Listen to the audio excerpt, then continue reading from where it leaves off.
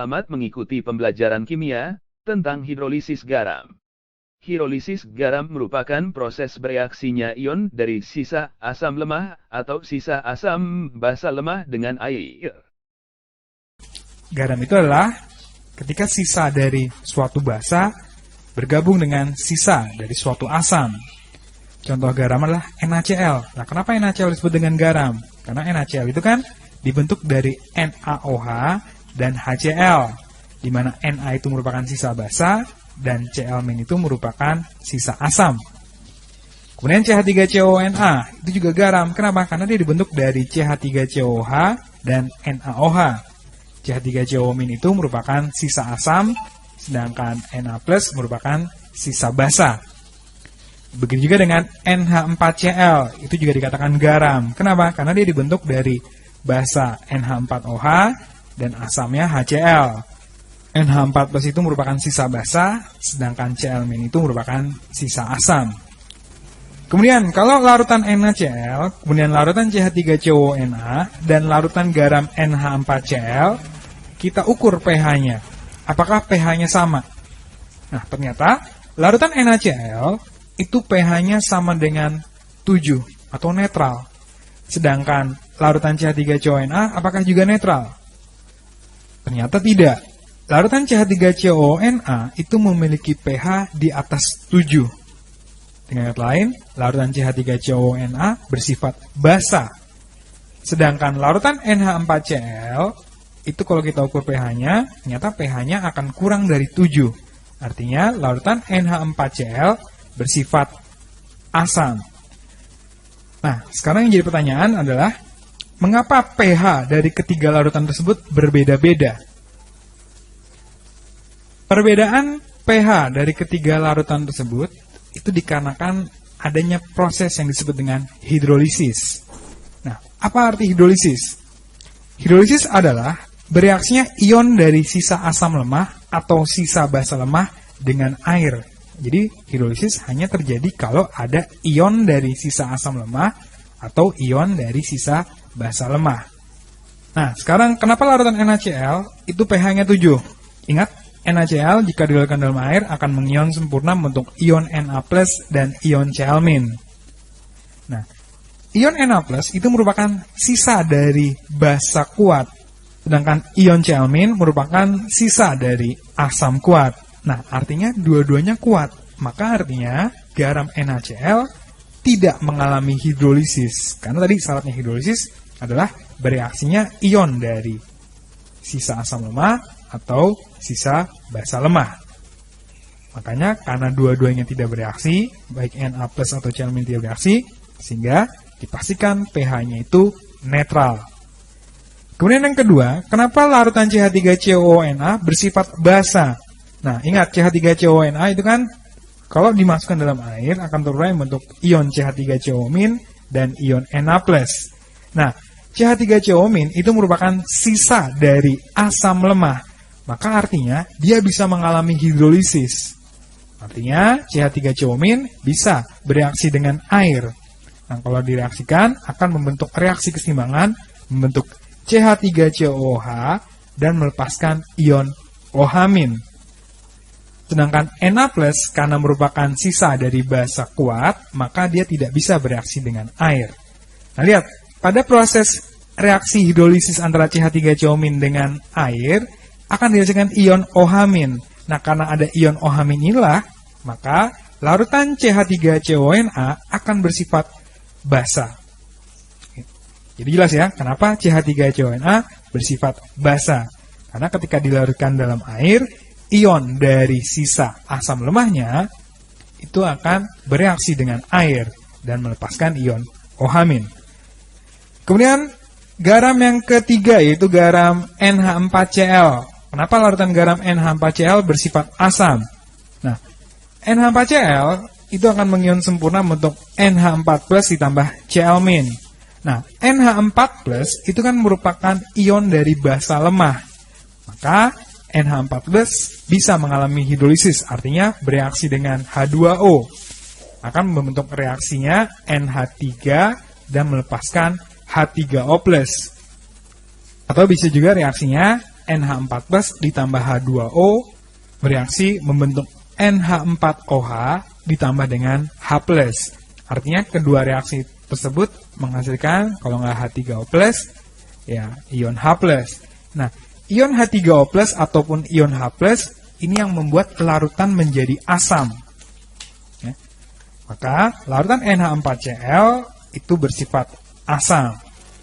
Nah, dari uraian singkat tadi, kita bisa menarik kesimpulan, syarat terjadinya hidrolisis itu adalah garam yang mengandung ion dari sisa asam lemah ataupun sisa basa lemah.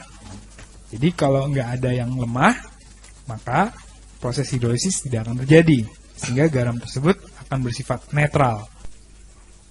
pH dari suatu garam yang mengalami hidrolisis. Nah, hidrolisis secara umum dibagi menjadi dua. Ada yang disebut dengan hidrolisis parsial, kemudian ada hidrolisis total. Nah, prinsipnya gini, tadi kan yang namanya hidrolisis harus ada garam yang mengandung ion dari sisa asam lemah atau sisa basa lemah. Nah, kalau hidrolisis parsial artinya garam tersebut cuma ada satu ion yang lemah. Sedangkan hidrolisis total, garamnya itu mengandung dua ion yang lemah. Oke, kita bahas dulu hidrolisis parsial. Nah, hidrolisis parsial itu juga dibagi dua. Nah, di mana yang pertama itu hidrolisis parsial akibat garam yang dibuat dari sisa asam lemah dengan sisa basa kuat. Contohnya adalah CH3COONA. Ya, CH3COONA kan dibuat dari CH3COOH, asam lemah, dan NaOH, basa kuat. Kemudian CaCN 2 kali. Itu kan dibentuk dari CaOH 2 kali, yaitu basa kuat, dan HCN itu kan asam lemah. Jadi, yang mengalami hidrolisis kalau dari dua contoh garam tersebut adalah ion yang lemahnya, dalam hal ini CH3COO- dan ion CN-.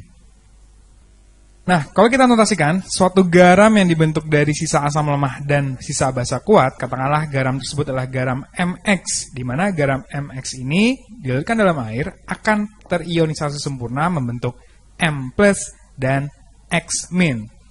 Nah, berarti yang mengalami hidrolisis adalah sisa dari asam lemah, dalam hal ini adalah ion X-.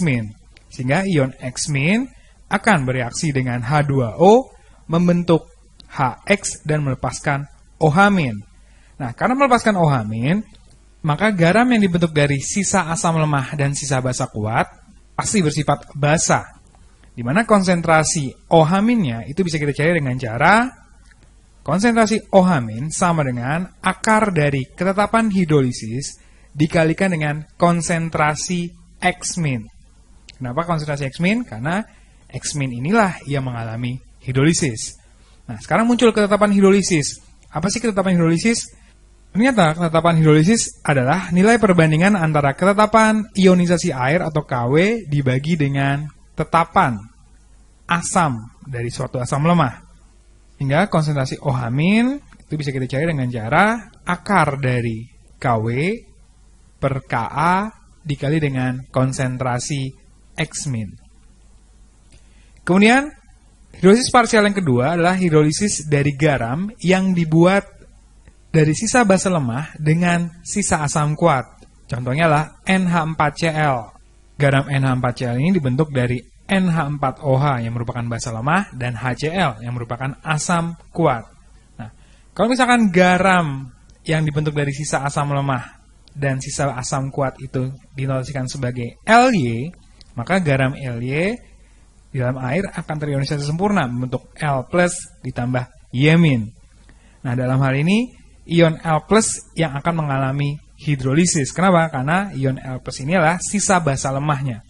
Nah, ion L+ akan bereaksi dengan air membentuk LOH dan melepaskan H+. Karena melepaskan H+, maka garam yang dibuat dari sisa basa lemah dan sisa asam kuat pasti akan bersifat asam.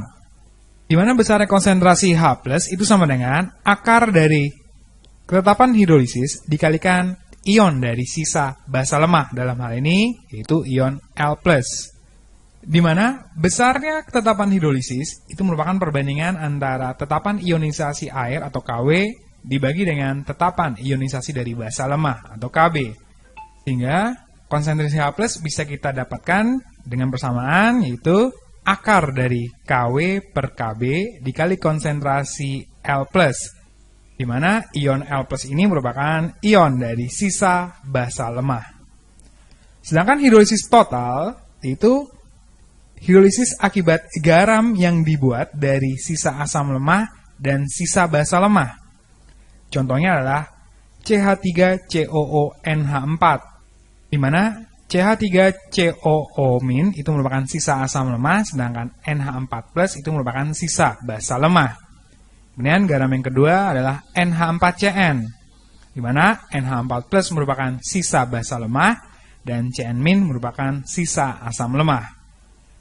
Nah, pada garam yang mengalami hidrolisis total, pH tidak dipengaruhi oleh konsentrasi garamnya, di mana konsentrasi H+ dari suatu garam yang mengalami hidrolisis total itu bisa kita cari dengan persamaan, yaitu konsentrasi H+ sama dengan akar dari tetapan ionisasi air atau Kw dikali tetapan ionisasi asam lemah per tetapan ionisasi basa lemah. Atau konsentrasi H+ sama dengan akar dari Kw dikali Ka dibagi Kb. Jadi, pada hidrolisis total, itu harus diketahui tetapan ionisasi dari asam lemah dan tetapan ionisasi dari basa lemah. Kenapa? Karena garamnya itu kan dua-duanya merupakan sisa dari ion yang lemah. Contoh berikut. Ini binalah tentukan pH dari yang pertama 100 ml larutan CH3COONA 0,1 molar. Jika Ka dari CH3COH sama dengan 1 kali 10 pangkat min 5. Nah, kalau kita perhatikan, garam CH3COONA itu kan dibuat dari CH3COOH dan NaOH. Berarti CH3COO- itu merupakan sisa asam lemah, sedangkan Na+ merupakan sisa basa kuat. Artinya garam tersebut mengandung sisa dari asam lemah. Maka garam tersebut akan mengalami hidrolisis. Nah, karena garam tersebut itu dibentuk dari sisa asam lemah dan sisa basa kuat, maka garam tersebut akan bersifat basa. Sehingga kita bisa cari dulu konsentrasi OH-nya, itu sama dengan akar dari Kw per Ka dikali konsentrasi ion dari sisa asam lemah. Dalam hal ini, itu adalah ion CH3COO-. Nah, kita masukkan datanya, berarti sama dengan akar dari 10 pangkat min 14 dikali konsentrasi sisa asam lemahnya, yaitu 10 pangkat min 1, dibagi Ka-nya, 10 pangkat min 5. Didapat konsentrasi OH- sama dengan akar dari 10 pangkat min 10, sama dengan 10 pangkat min 5. Sehingga POH kita dapat 5, sedangkan pH-nya itu sama dengan 14 dikurangi POH, itu 5. Didapat pH dari garam CH3COONA 0,1 molar sama dengan 9.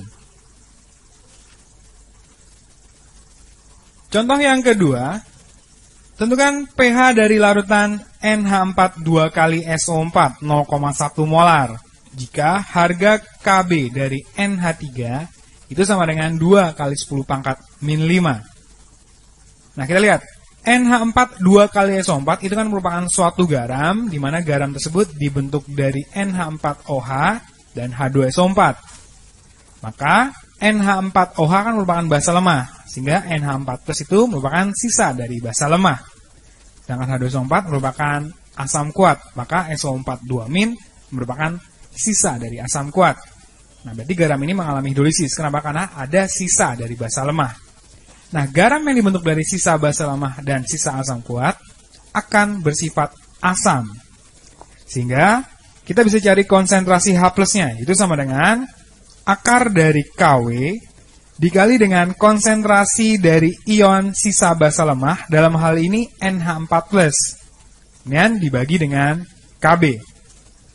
Nah, NH4 2 kali SO4 itu kan bisa mengion sempurna membentuk 2 NH4+ ditambah SO4 2-. Jadi kalau ada NH4 2 kali SO4 1 kali 10 pangkat min 1 molar atau 0,1 molar, maka pasti konsentrasi NH4+-nya itu 2 kalinya, atau sebesar 2 kali 10 pangkat min 1. Sehingga kita masukkan ke persamaan konsentrasi H plusnya. Didapat konsentrasi H plus sama dengan kan akar dari KW-nya itu 1 kali 10 pangkat min 14 dikali konsentrasi NH4 plus yaitu 2 kali 10 pangkat min 1 dibagi dengan KB-nya yaitu 2 kali 10 pangkat min 5. 2 di ruas atas dan ruas bawah kita coret.